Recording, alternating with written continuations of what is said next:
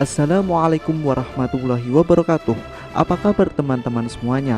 Pada kesempatan kali ini kita berjumpa lagi, dan pada kali ini kita akan membahas tentang sejarah dari Perang Napoleon. Berikut ini adalah sejarah dari Perang Napoleon bagian pertama.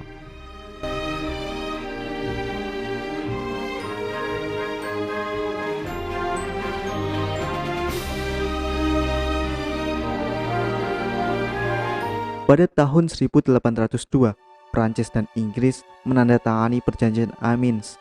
Perjanjian tersebut sekaligus mengakhiri Perang Revolusi Prancis. Dengan ditetapkannya perjanjian tersebut, tidak serta-merta mengakhiri konflik di benua Eropa, karena pada faktanya perjanjian tersebut menjadi awal dari peperangan yang lebih besar lagi. Setelah Perjanjian Amiens, Prancis merupakan pihak yang paling diuntungkan. Bagaimana tidak, dengan mundurnya Inggris, Prancis menjadi lebih fokus dalam melawan Austria. Kemudian di dalam militer, Prancis memulai meningkatkan armada lautnya. Lebih lanjut lagi, Prancis meningkatkan kekuatan daratnya menjadi pasukan yang tangguh. Biaya tersebut didapat dari hasil penjualan Louisiana kepada Amerika Serikat pada tahun 1803. Sedangkan Inggris merasa bahwa perjanjian tersebut menjadi hal buruk, di mana Inggris mulai kehilangan sekutu-sekutunya. Austria yang dihajar Prancis, dan Inggris tidak bisa membantunya karena terikat dengan perjanjian. Denmark yang telah berpihak pada Prancis setelah serangan Inggris ke Copenhagen. Prusia yang sakit hati atas tindakan armada Inggris di perairan Baltik. Rusia yang baru saja terjadi masalah internal dan berpotensi berhubungan dengan Prancis. Dan bahkan baru-baru ini Napoleon menjalin hubungan diplomatik dengan Kesultanan Turki, di mana hal ini mengancam posisi Inggris di Mesir dan India. Belum lagi dalam perekonomian, ekonomi Prancis meningkat sebesar 50%, sedangkan Inggris tidak mendapat satupun keuntungan dari perjanjian tersebut. Oleh karena itu, pada bulan Mei tahun 1803, armada Inggris merebut kapal-kapal Prancis tanpa memberikan pernyataan perang. Hal ini membuat marah Napoleon. Oleh sebab itu, dia memerintahkan agar semua orang Inggris di Perancis ditangkap, di mana hal tersebut membuat raja-raja Eropa lain yang memang sudah membenci revolusi Perancis mengecam tindakan Napoleon sebagai tindakan kriminal. Tidak mengambil pusing semua itu, pada bulan Mei tahun 1804, atas usulan Napoleon, Senat mengeluarkan RUU yang mendeklarasikan kekaisaran Perancis. Kemudian pada tanggal 2 Desember tahun 1804, Napoleon dinobatkan menjadi Napoleon pertama sebagai Kaisar Prancis. Hal ini semakin membuat khawatir raja-raja di Eropa.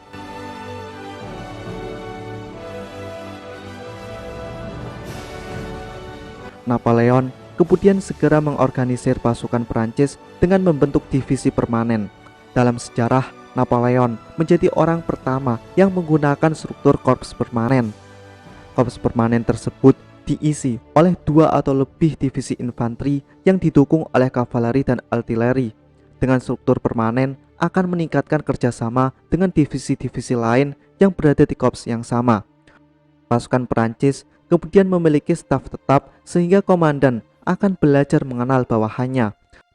Secara garis besar, Napoleon memiliki 2 infanteri, yaitu line atau garis dan liger atau ringan. Infanteri ringan berbeda dengan infanteri garis, di mana pasukan ini digunakan untuk pertempuran skala kecil, pengintaian, dan perlindungan garis belakang. Resimen infanteri terdiri dari beberapa batalion, dan batalion terdiri dari beberapa kompi.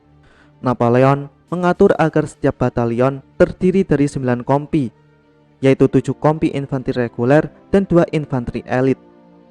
Lebih lanjut lagi, Napoleon membentuk konvoi Voltigeur elit atau ringan yang terdiri dari granat dan karabiner. Divisi elit ini di bawah kepemimpinan Jenderal Oudinot, di mana kompi ini dikenal sebagai Granat Oudinot dan menjadi salah satu pasukan terkenal dalam era Perang Napoleon. Sedangkan pada pasukan kavaleri, Napoleon menambahkan kavaleri ringan pada setiap korps infanteri. Napoleon juga membentuk unit kavaleri sendiri yang dikenal sebagai Cavalry Reserve Corps. Barisan kavaleri ini terdiri dari kavaleri dragon dan kavaleri berat, yakni cuirassier dan karabiner. Di dalam pertempuran nantinya, Napoleon akan menggunakan kavaleri ini sebagai lengan pemecah bagi formasi musuh setelah formasi musuh telah dirusak oleh serangan infanteri. Kemudian, untuk menemani unit kavaleri ini, Napoleon menambahkan baterai artileri kuda dengan meriam 8 pounder yang dapat berpindah dengan cepat dan memiliki pukulan yang luar biasa. Kombinasi ini menjadi kekuatan yang luar biasa di dalam pertempuran. Napoleon juga membentuk pasukan penembak jitu yang dikenal sebagai Mermen. Pasukan ini bertugas untuk menjaga unit artileri dari serangan musuh. Pasukan ini menggunakan senapan terbaik yang dimiliki Perancis. Kemudian, sebagai serangan pamungkas, Napoleon memperkuat korps pengawal kekaisaran dengan menggabungkan 3 jenis pasukan. 2 resimen infanteri pengawal yang terdiri dari infanteri elit dan granat, kavaleri pengawal yang terdiri dari granat, karabiners, dan kavaleri elit, serta artileri baterai kuda. Napoleon juga menggunakan korps pengawal kekaisaran sebagai kekuatan cadangan terakhir dan serangan pamungkas. Selanjutnya, Napoleon juga menciptakan pangkat marsal.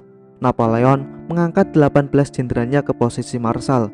Secara keseluruhan, pasukan Prancis terbagi ke dalam 8 korps pasukan, 7 korps utama yang ditambahkan dengan 1 korps kavaleri.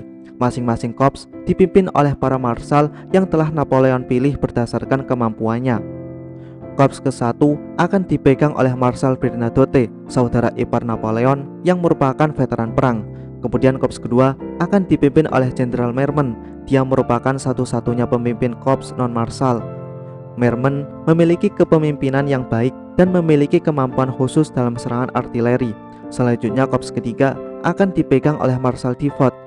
Davout menjadi pemimpin korps termuda dan memiliki tingkat kedisiplinan yang tinggi. Selain itu, Davout terkenal akan taktik cerdiknya dalam pertempuran. Kemudian korps keempat akan dipimpin oleh Marsal Soult. Soult merupakan satu-satunya pemimpin korps yang memiliki keberanian paling tinggi untuk memimpin pasukannya di garis depan. Hasilnya di dalam sejarah, pasukan korps keempat merupakan pasukan terbaik di dalam perang Napoleon. Selanjutnya, korps kelima akan dikomandoi oleh Marsal Lannes. Kemudian, korps keenam akan dipegang oleh Marsal Ney. Dia memiliki kemampuan serangan yang hebat. Napoleon memilih Ney karena Ney merupakan marsal yang paling dipercaya oleh Napoleon. Selanjutnya, korps ke-7 akan dipimpin oleh Marsekal Augereau. Dia merupakan pemimpin korps paling jahat dengan memberikan keluasan pasukannya untuk menjarah dan merampok. Hal tersebut berkebalikan dengan Davout yang sangat disiplin. Sementara itu, korps kavaleri akan dipegang oleh Marsekal Murat, saudara ipar Napoleon. Sebenarnya, Murat tidak memiliki kecerdasan yang lebih. Akan tetapi, Murat memiliki tingkat insting dan naluriah yang luar biasa. Oleh sebab itu, Napoleon mempercayakan kavaleri kepadanya karena dia yakin bahwa Murat mampu menghasilkan serangan yang membawa pada kemenangan. Setelah mempersiapkan itu semua, Napoleon tinggal menunggu armada lautnya untuk mengamankan Selat Inggris. Akan tetapi, armada laut Prancis tidak kunjung berhasil untuk membuka jalur laut karena kuatnya armada Inggris. Karena merasa tidak memiliki peluang untuk menyerang Inggris, Napoleon kemudian membalikkan arah kampanyenya. Sekarang, Napoleon mengarahkan pasukannya menuju Austria dan Rusia melalui jalur darat.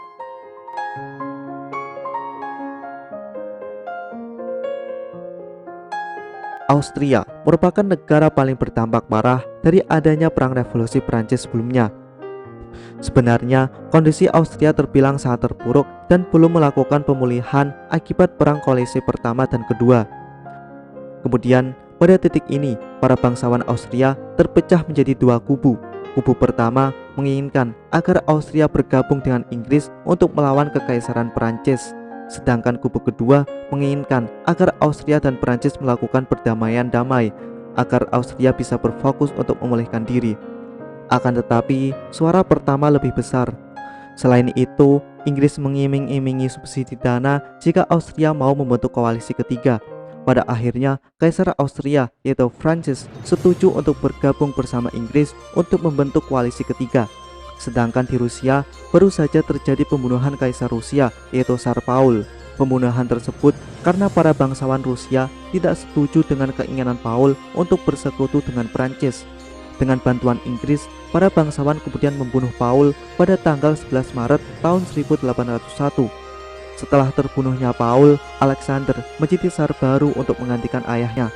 Pada masa Alexander ini, Rusia mulai bersiap untuk menghadapi Perancis dan memperbaiki hubungannya dengan Inggris.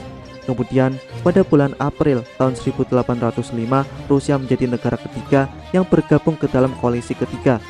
Setelah bergabung, Rusia mendapatkan dana yang besar dari Inggris dan digunakan untuk membiayai pasukannya untuk melawan Perancis.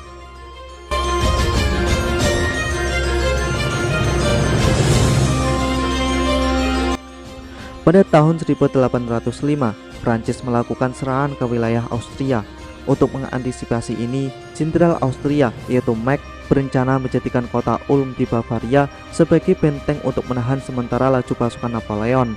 Mack memiliki tujuan untuk mengulur waktu sampai pasukan Kekaisaran Rusia tiba dan melawan Prancis secara bersama-sama. Ketika pasukan Austria berhasil menduduki Ulm, pasukan Bavaria ternyata lebih memilih memihak kepada Perancis dan mundur ke wilayah Wurzburg. Pada waktu yang sama, sekitar 6 korps utama pasukan Perancis mulai bergerak untuk menyerang Austria.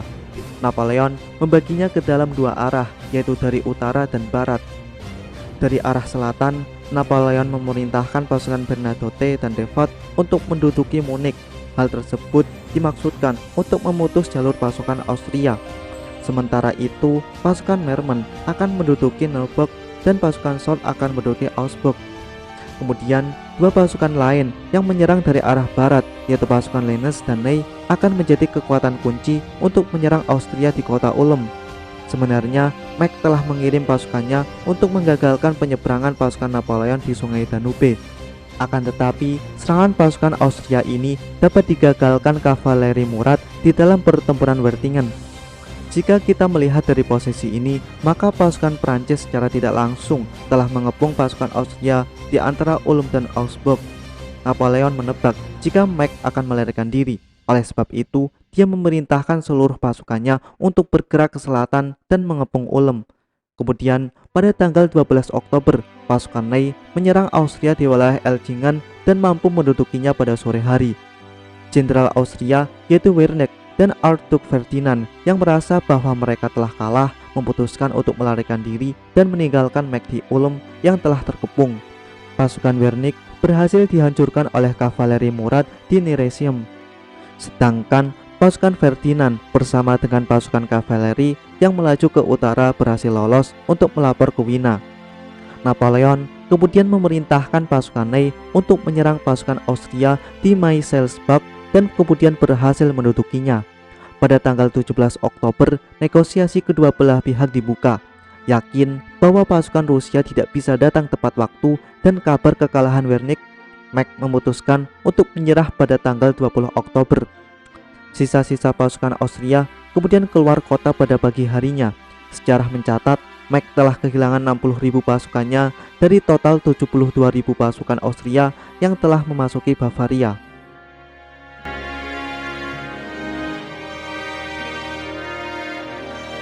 Setelah sukses mengalahkan pasukan Austria, Napoleon sekarang berfokus untuk melawan pasukan Rusia yang pada saat itu dipimpin oleh Pangeran Kutuzov.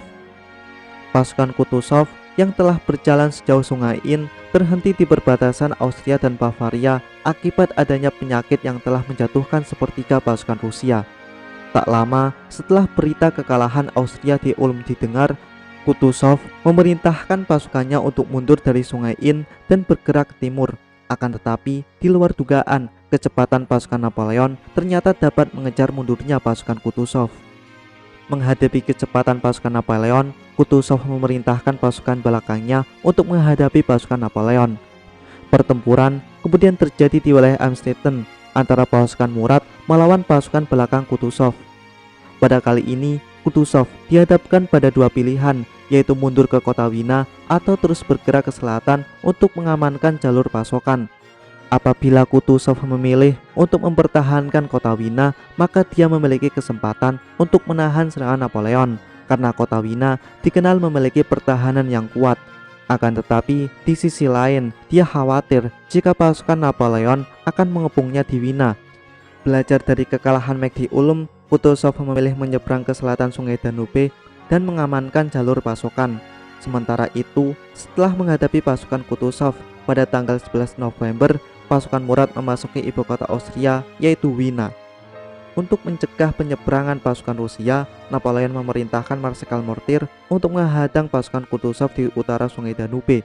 Akan tetapi, Kutuzov yang mengetahui pergerakan pasukan ini memerintahkan beberapa pasukannya untuk bergerak melawan pasukan Mortir. Pertempuran kemudian terjadi di Dürrenstein. Pasukan Prancis yang lebih sedikit dengan perbandingan 1:5 berhasil menahan pasukan Rusia. Pasukan Rusia tersebut kemudian mundur setelah divisi lain Prancis datang. Sementara itu, pasukan Murat dengan kecepatannya berhasil mengejar pasukan Kutuzov di utara Danube. Kutuzov memerintahkan komandan pasukan belakang, yaitu Pangeran Bagration, untuk menahan kejaran pasukan Prancis. Di dalam pikiran Kutuzov saat itu adalah bagaimanapun caranya dia harus sampai di Brunn. Pertempuran kemudian terjadi di Hollabrunn antara pasukan Murat melawan pasukan Bagration. Di dalam pertempuran tersebut, pasukan Murat dapat mengalahkan pasukan belakang Rusia. Sementara itu, pasukan Kutuzov berhasil mencapai Brunn dan kemudian bergerak ke Olmütz untuk bergabung dengan pasukan Tsar, Jenderal Busoden, dan pasukan Austria lain. Total gabungan pasukan pada saat itu kemungkinan mencapai 72.000 pasukan. Di Olmütz kemudian diadakan konferensi untuk membahas tindakan yang diambil untuk menghadapi Napoleon. Tsar sendiri berkeinginan untuk bisa mengalahkan Napoleon, sedangkan Kutuzov sendiri mengusulkan untuk terus mundur ke timur dan memancing pasukan Napoleon dengan tujuan untuk menjauhkan dari jalur suplai dan memungkinkan pasukan musuh untuk menderita kelaparan, kelelahan, dan kedinginan pada saat musim dingin datang. Usulan Kutuzov ini sesuai dengan kekhawatiran Napoleon. Jika pasukan sekutu terus menjaga retreat mereka, kemungkinan Prusia akan bergabung ke dalam sekutu. Belum lagi di Paris, Napoleon mendapatkan berita akan adanya kudeta. Pada akhirnya, setelah berita kekalahan angkatan lautnya di Trafalgar, bagaimanapun caranya, Napoleon harus memancing pasukan sekutu untuk masuk ke dalam perang. Napoleon kemudian memancing pasukan musuh. Kedua pasukan kemudian bertemu di Austerlitz. Napoleon juga memerintahkan Bernadotte untuk berbaris di Brunn dan memanggil Dievoet yang masih berada di Wina.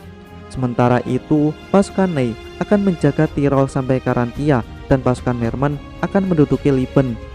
Hal ini dilakukan Napoleon untuk menjaga bagian selatan dari pasukan Adipati Agung Charles maupun pasukan Hongaria dan Italia. Di dalam pertempuran Austerlitz, Napoleon mengambil pertahanan di dataran tinggi Pratzen. Pasukan gabungan Rusia dan Austria kemudian menyerang dataran tinggi Pratzen. Strategi Napoleon adalah dengan mengubah sayap kanannya menjadi lemah. Dia kemudian akan melancarkan serangan ke tengah dan mematahkan musuh menjadi dua. Setelah itu, Napoleon akan menggulung kedua sayap dari tengah. Di dalam pertempuran tersebut, kedua belah pihak memiliki jumlah kekuatan yang sama. Hanya perbedaan strategilah yang menjadi kunci dalam pertempuran ini. Dengan strateginya, Napoleon berhasil memenangkan pertempuran Austerlitz. Napoleon tidak hanya memprediksi musuh, akan tetapi juga memprovokasi musuh. Korban di dalam pertempuran Austerlitz yaitu sekutu kehilangan 25.000 pasukan, 182 meriam, dan 45 standar, sedangkan Perancis kehilangan 8.500 pasukan dan 1 standar. Kemudian, pada tanggal 4 Desember tahun 1805, Austria menandatangani gencatan senjata dan dilanjut pada tanggal 27 Desember. Di dalam perjanjian Pressburg, Austria memilih keluar dari perang. Sementara itu, pasukan Rusia diizinkan untuk kembali ke tanah air mereka. Napoleon kemudian membentuk Konfederasi Rhine. Setelah itu, Napoleon kembali ke Paris dengan penuh kemenangan.